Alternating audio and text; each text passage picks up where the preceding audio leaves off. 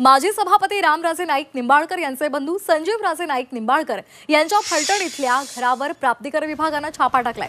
तब्बल 48 तासांपासून निंबाळकर कुटुंबियांची चौकशी झालेली आहे। आज सकाळपासून प्राप्तिकर विभागाचे अधिकारी यांनी निंबाळकर कुटुंबियांची पुन्हा चौकशी सुरू केलेली आहे। कागदपत्रांची तपासणी केली जाणार आहे। आताची महत्त्वाची बातमी आपण पाहतोय, संजीव राजे यांची 48 तास प्राप्तिकर विभागाने चौकशी केलेली आहे। या चौकशी अंती काय नेमकं हाती लागतं हे पाहणं महत्त्वाचं ठरणार आहे। दरम्यान निंबाळकर यांच्या बंधूंनी रघुराजे यांनी प्रतिक्रिया सुद्धा दिलेली होती। आमच्याकडे काही नाही, त्यामुळे चुकीच्या पद्धतीने ही कारवाई होते अशी प्रतिक्रिया त्यांनी दिलेली आहे।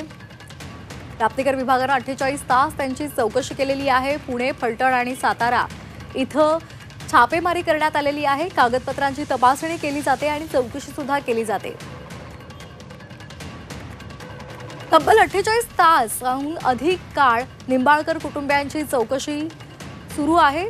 या संदर्भात अधिक माहिती देत आहेत आमचे प्रतिनिधी तुषार तपासे। तुषार, काय एकूण अपडेट्स आहेत?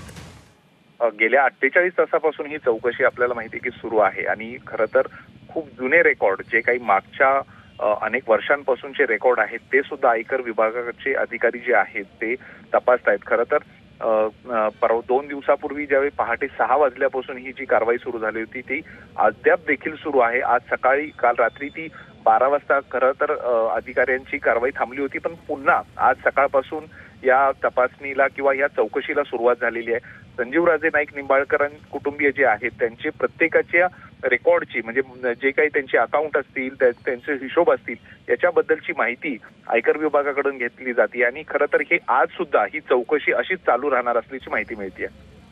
अगदी धन्यवाद आपण दिलेल्या माहितीसाठी।